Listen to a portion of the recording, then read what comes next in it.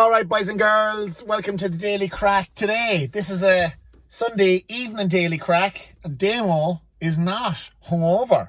I had a drink-free weekend this weekend. I watched lots of movies. I watched a great Irish movie called The Cured.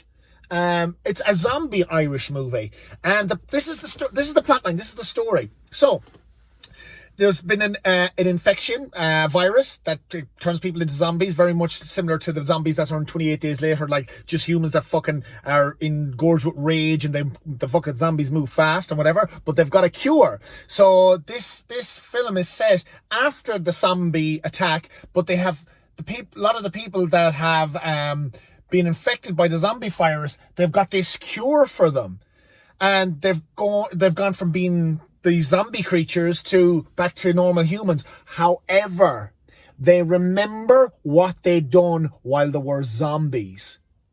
Man, it is fucked up, but it is a great fucking take, a fucking seriously interesting take on the whole zombie apocalypse thing. It's called The Cured, and well worth the watch. Like, it's on Netflix. Fucking, it's not mad scary, but it's just a fucking story, you know, after the zombies. And it's so relevant to the bullshit that's going on now as well. Like, there's this virus, and, you know, like, people that have COVID, you know, they're kind of shunned, you know, you don't want to go near them because you don't know. And that's the same thing in this film. It's like, you know, because they've been zombies before, people have shut them out because they know that they've killed people and they're murderers and whatever, but they're not responsible for what they've done at the time because they weren't really them. And likewise, it's not your fault if you get COVID. It's just, it happens. It's seriously contagious. It's fucking mind-blowing. So, but a word of warning.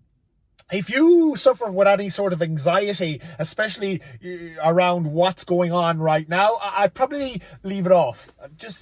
Don't stress on it just yet, because fuck me.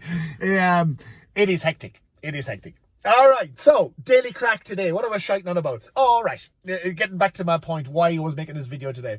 So 3 reasons or 3 ways to help you stay in trim shape while we're in lockdown. All right, in Melbourne here, we're in stage 4, which means fucking almost everything is shut. It's hard to get stuff, and you can't go to the gym and train, and people lose their shit a little bit. Oh, what am I going to do? I can't train. Well, let me tell you one thing that is very important to know, that staying in shape and trim and healthy is more about what you're eating than what you're doing as an exercise activity.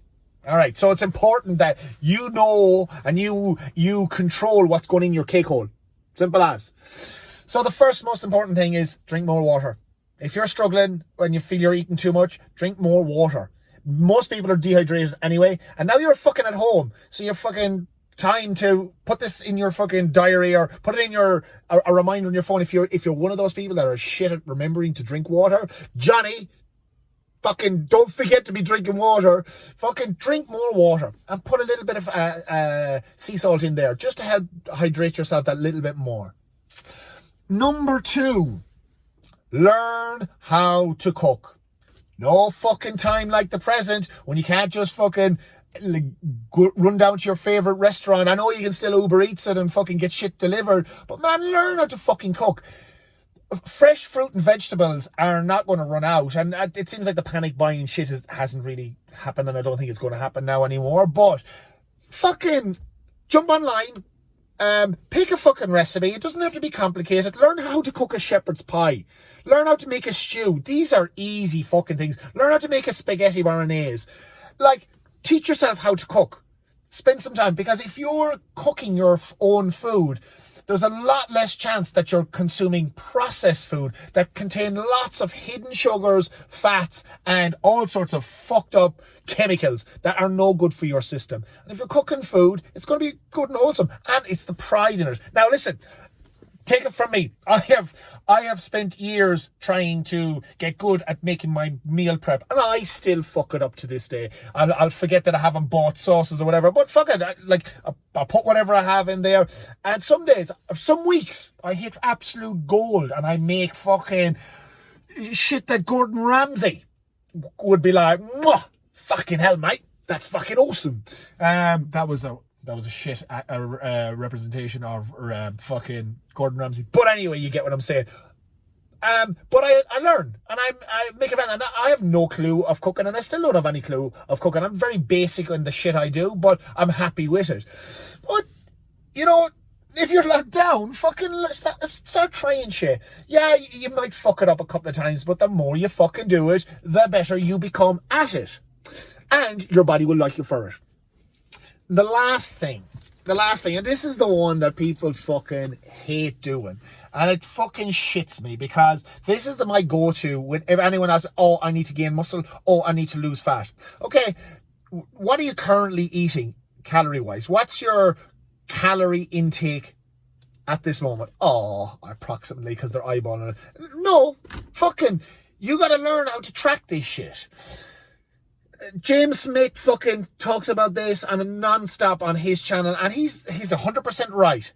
It's calories in versus calories out. The amount of energy that you're burning compared to the amount of energy that you're consuming. If you're overeating and you're not burning the calories, you're going to gain fat. Doesn't matter who the fuck you are.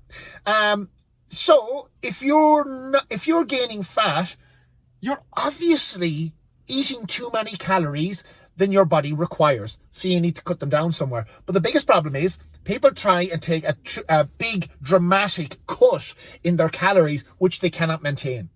And my thing would always be, okay, let's figure out. Let's continue eating what you're eating, and let's track it on MyFitnessPal, and let's let's figure out how many calories you're consuming right now. Because, for example, let's say someone's eating 500 calories more than they should be.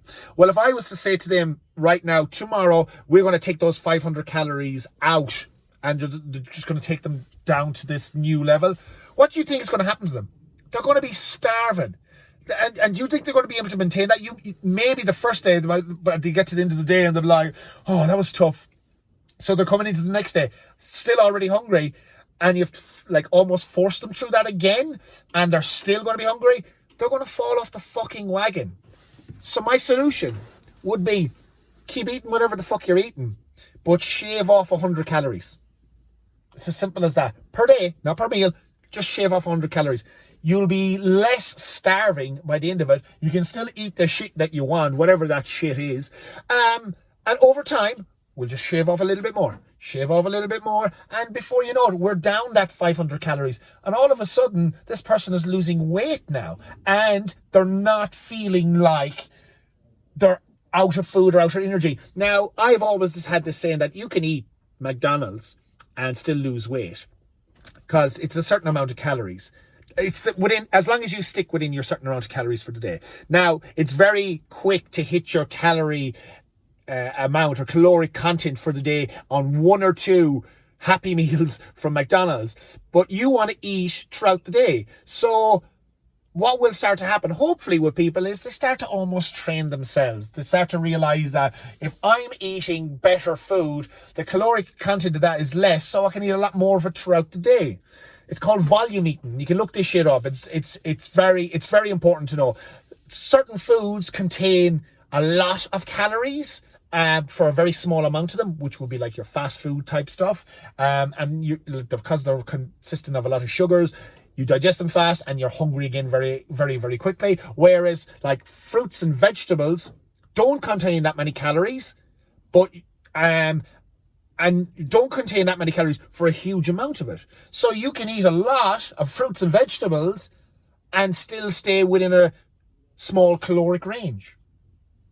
All right? So the three things: drink more water, cook your own food, and know your calories. MyFitnessPal, that's the way you fucking figure that shit out. And you've got fucking time. So fucking use the time. And this is a really long video today. And check out The Cured on Netflix. Fucking mad zombie film. Giddy up.